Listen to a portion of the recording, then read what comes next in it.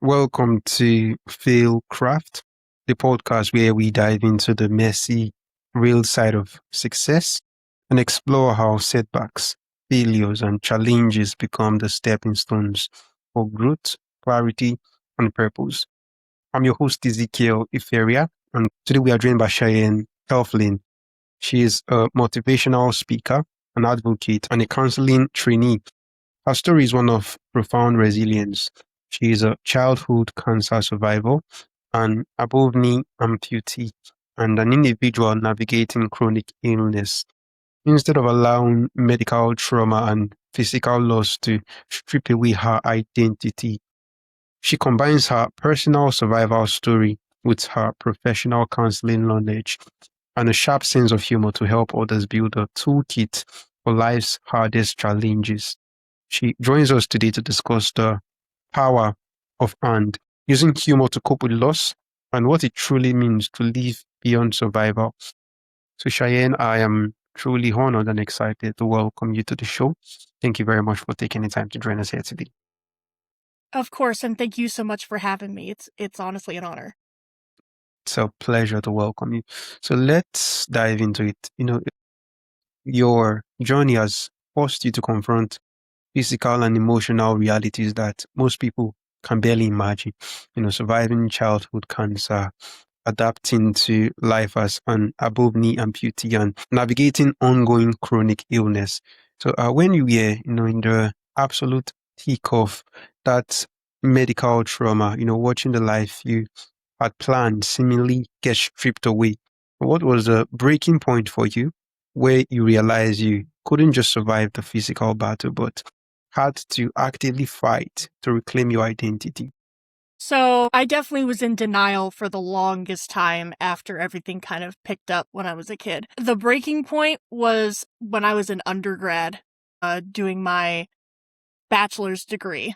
So I had originally planned on doing medical school. I wanted to be an oncologist because, my oncologist did so much for me. That was like, yeah, I want to be just like that. Then I realized the physical and mental toll of being a pre-med, and especially being a pre-med at the university I was at, was extreme enough for somebody who didn't have all these chronic illnesses and disabilities, let alone me. So I was struggling really hard all through undergrad to keep up because you had to do, let's see, what can I even imagine? Heavy duty pre-med courses, volunteering, research, everything under the sun to try and get an application that was competitive enough. And to be fair to myself, I managed for a bit, but around when COVID happened, so 2020, everything went online at home and it all fell apart. I could not handle any of it at home. I was barely handling it at school. And so I basically had to drop everything. There was no more volunteering because we were all at home, no more research because we were all at home, and then I had to drop my pre-med classes because it was just way too hard for me to do online from home. And at that point, I kind of realized once everything was taken away, I realized that wasn't what I actually wanted.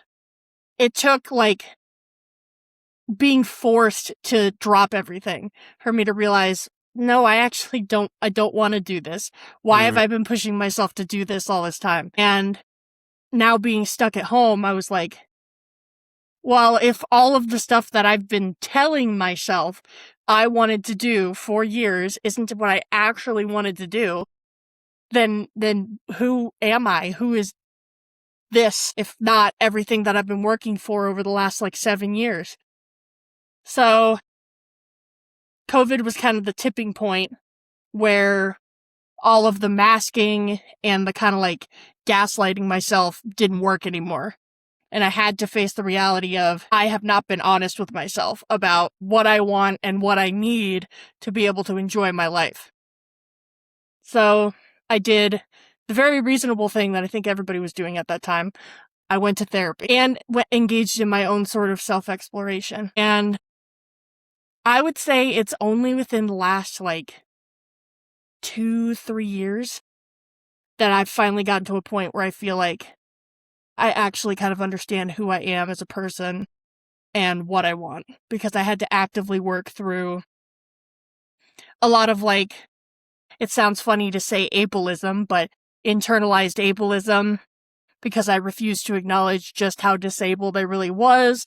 I had to work through a lot of, like, imposter syndrome, thinking, like, if I couldn't be a doctor, I can't be anything else because, like, I just am not capable enough.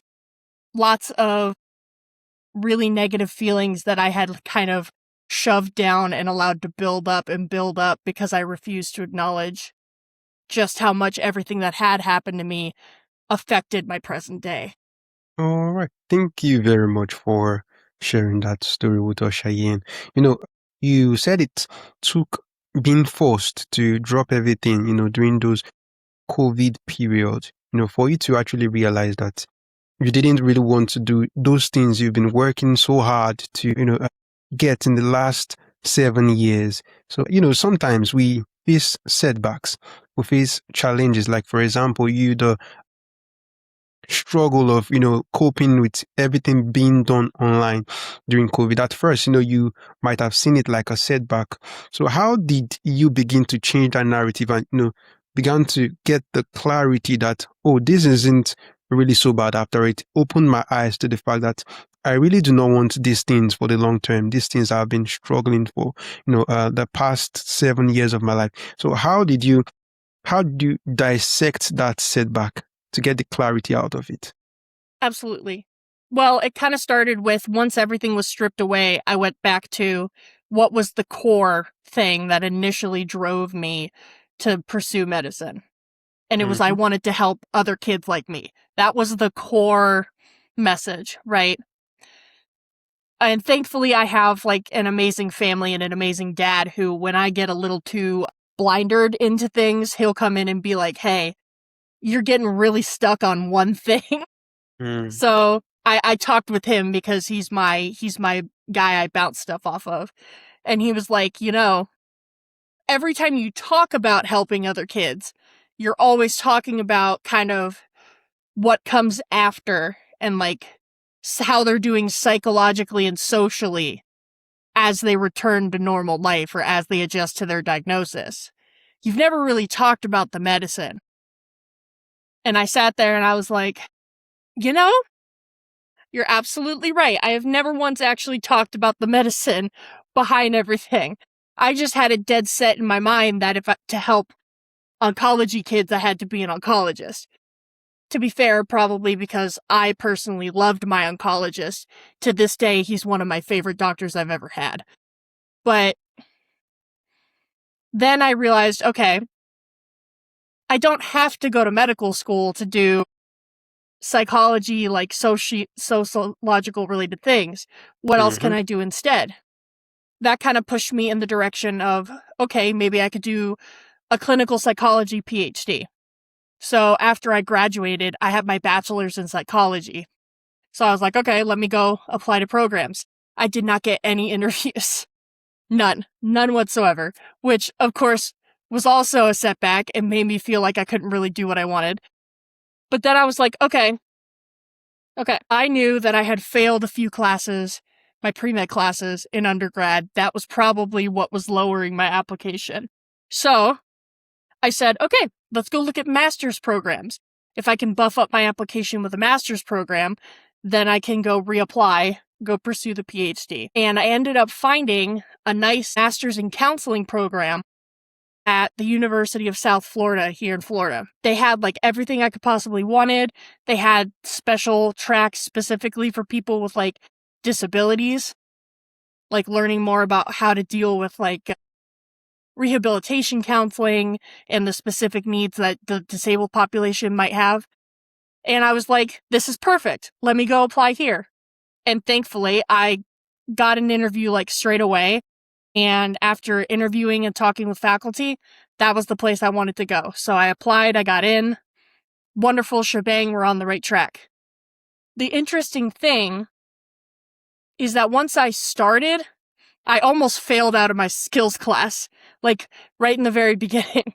I was really struggling with, like, actually, how do I word this?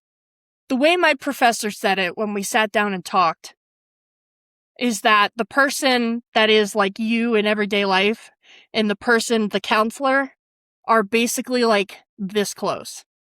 In order to truly be an effective counselor, you have to allow yourself to be vulnerable and authentic with your clients. And given my background, you can imagine that maybe that was a little difficult for me.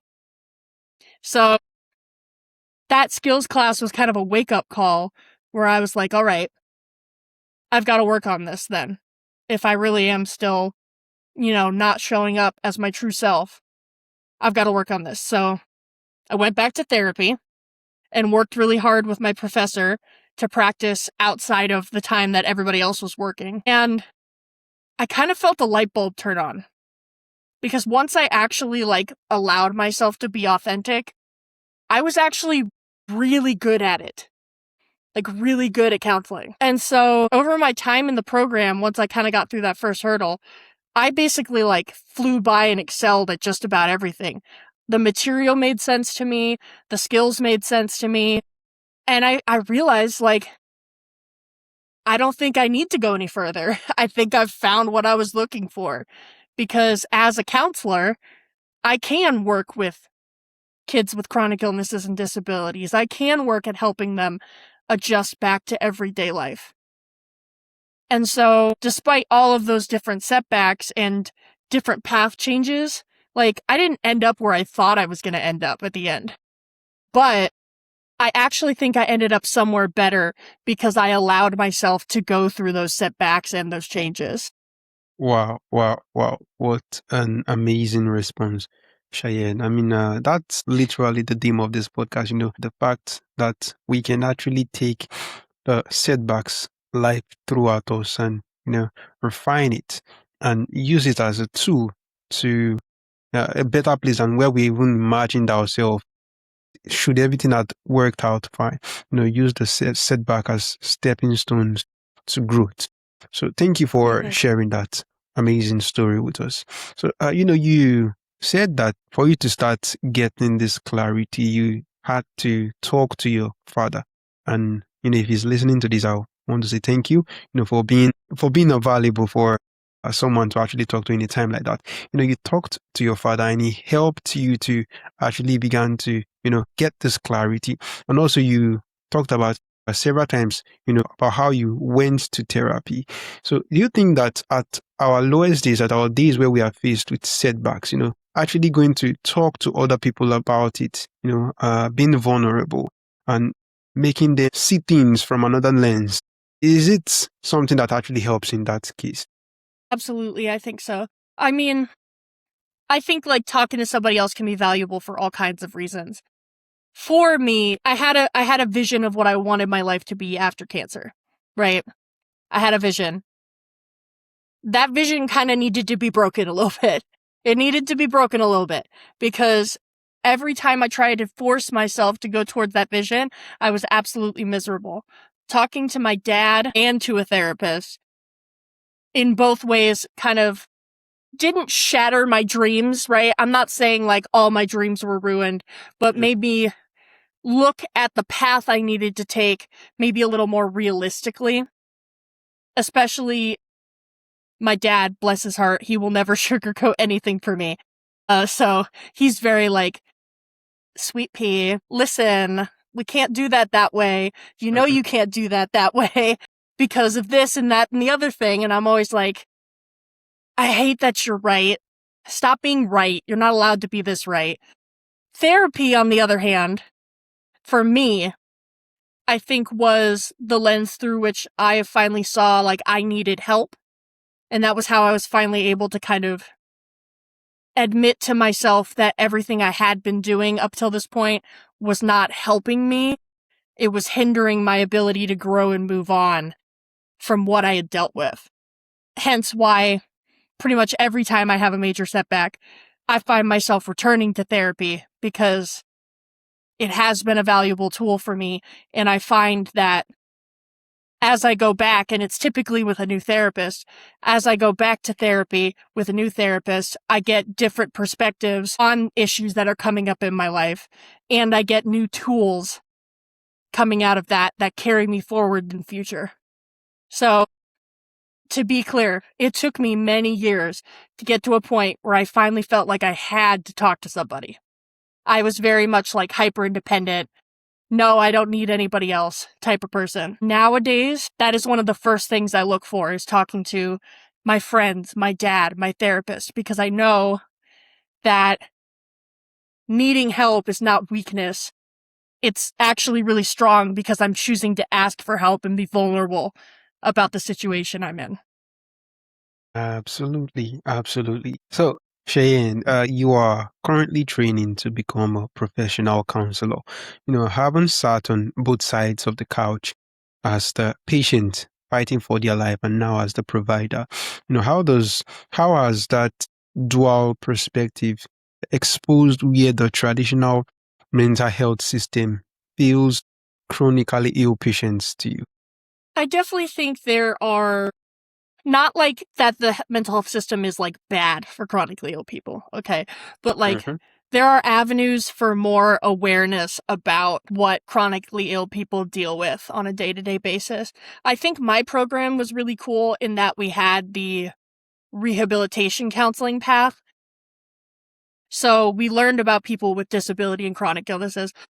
Not that I don't have that knowledge from personal experience, but it was very interesting because I learned about a lot of conditions that I had never heard of, and like typical things they experience and typical accommodations that they need. And we also learned about the system through which people receive accommodations here, right? So that was a very unique opportunity from my program to be able to be exposed to that kind of stuff before I even get out into the field formally. I think the unique thing that comes with being both a patient and a provider is not only do I understand just how much work the patient puts in for their own growth, I understand, it sounds weird to say just how little the therapist does, but like, people think the therapist is like going to tell you every single little step that you have to go through to get better. That's not how therapy works. We do give you tools, and like, we have our expertise in that front, but a lot of therapy is helping you reach the conclusions on your own and grow on your own. And we're kind of here as that support system so you can feel vulnerable enough to make that change. And it's so fascinating as I've gone through the program, because now I realize just how much work I put in to take care of myself and like help myself grow, because I've now seen it through the lens of a therapist. I have been the therapist sitting there watching the client come to realizations. And it's honestly like a really beautiful thing that I know both sides. I think in a way it makes me a much better counselor. Absolutely.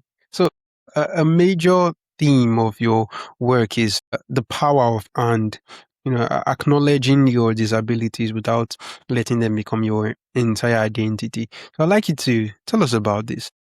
Absolutely. So, something I kind of noticed both as I was going through my initial therapy journey and as I've gone through my training as a counselor is that a lot of different styles of therapy and theories kind of have this idea that we need to focus on more than just the problem or more than just a specific part of our identity.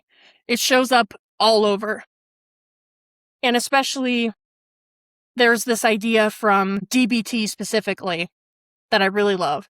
And it's this idea that we can hold two kind of contradictory emotions or feelings at exactly the same time. Like, you can be both happy and sad. You can be happy and angry.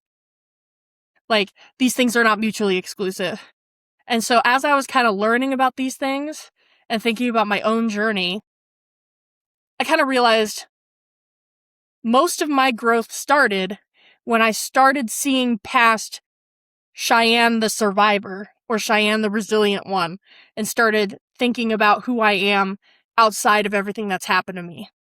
Not ignoring it, because ignoring it causes its own set of problems, but allowing these other parts of myself to come back and recognizing that I am in a safe space to be just my normal human being self again. And so I kind of developed this little, it's not like something I came up with, but it's a tool I use very regularly. Every time I start thinking about something and I get stuck on it, I just add the word "and" at the end and see where it takes me. So a good example is I just had a cancer recurrence recently that kind of threw everything off. And so I was like, I'm a cancer patient again, and I am also a sibling. I am also a friend. I am also a daughter. All these parts of my identity that could have gotten swallowed, I guess is a good word, by, just being a cancer patient. I made an effort to recognize and acknowledge them throughout the course of this recent treatment cycle, because I knew if I didn't, I was going to be absolutely miserable. And so I made a point to not only acknowledge the rest that I needed, but I made an effort to make sure I was still hanging out with my friends, engaging in my hobbies, spending time with my family, connecting with all these other parts of myself, so that way when treatment finished, I didn't feel like I didn't know who I was anymore after all that. I was still treating myself with the respect and the care that I had been before all this started. And so now I kind of share it, not because I think it necessarily works for everybody, but because I think sometimes all we need is that simple little light bulb moment, that slightly little mindset change for us to see okay, I can make changes and start seeing things differently and doing things differently. And I hope that by sharing my message the way I share it, maybe that'll be the right way someone else needs to hear it. All right, thank you for sharing that with us, Cheyenne. So, is it possible, to practically hold space for, the grief of what your body has lost and simultaneously maintain the ambition, of what you still want to achieve? I think so. The big issue is it not feeling the grief at all, which is something that I did for many years. It's counterintuitive in a way, because we think I don't want to feel pain, right? I'm just going to ignore it, right? That's how I move forward. That's not how you move forward. Allowing yourself to actually feel the pain is what allows it to move through you faster. Not that I always start with, it takes work, right? It takes effort to kind of allow yourself to be vulnerable and sit with those feelings. But they're like anything else. If you bottle them up, it's going to build up and build up until they explode. Instead, taking the time to just be present and really acknowledge, I am struggling. That is a thing that is happening. Kind of going to go back to the "and" thing here. And I can keep moving forward. These are not mutually exclusive feelings. They don't have to be something completely separate. It's only in giving the grief kind of the tender love and care it needs that you're going to be able to keep moving forward. Otherwise, you're just going to feel completely stuck in it. All right.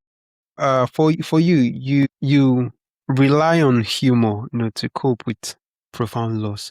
Often referring to yourself as being one leg behind in life. So for someone, maybe someone who feels guilty about laughing in the middle of their own tragedy, how does humor actively shift the brain, from a state of fear into a state of control, and how can others, start using humor to cope? I look at humor in a couple different ways, but the biggest one is I use it as kind of a modulator, right? I'm not ignoring the feelings I'm having, but it's able to bring just a little lightness to difficult topics so I can keep moving forward through them instead of feeling stuck. So a lot of my humor centered on being a young disabled person. People act a little weird around you because they're like, she's so young, why is she disabled? So my whole thing was, well, if I crack jokes, I really hope people think I'm fine because this is going to be awkward if I'm cracking jokes and they can't laugh with me. It was like a, hey, don't worry about it. I know. I'm here. I know it's awkward. Let's just get past the awkward phase and kind of move on. On the other side of things, it's also a way for me to kind of pull myself out of lower spaces. So, going back to this last recurrence that happened, I cracked so many jokes because I was like, I'm not going to sit here and be miserable 24/7. The important thing is balance, right? We're not using humor to completely cover up what we're feeling. We're using it to help us keep moving through the feelings. All And right. so I think that's the big difference. Absolutely, absolutely. Makes a difference indeed. And thank you for sharing that. And I hope it helps that listener, maybe who is going through a little bit of a challenge or setback, and they are able to throw in a bit of humor for them to cope day to day with it. So, Cheyenne, for someone listening right now who has just survived massive physical or emotional trauma, but is paralyzed by fear and feels like their life is effectively over today. So what's an honest, actionable step they can actually take, to start living beyond survival? I think the first step you can take is recognizing that the world is going to do lots of things to you. That's not something you can control. But you can always control how you choose to respond to it. Whether that be like when I was a kid, choosing humor to try and get over people being awkward, or when I had my breakdown and I decided I needed to go to therapy, those were all choices I made. I couldn't control the things that happened around there, like COVID. Can't control that. But I made the active choice to keep moving forward and choosing how to respond so that I could help myself. And it sounds so easy saying it on this side of things, right? It's not. It's really, really hard. But, or I guess, and it's hard and it is a worthwhile endeavor because no one can ever take away from you your ability to choose to react and take care of yourself.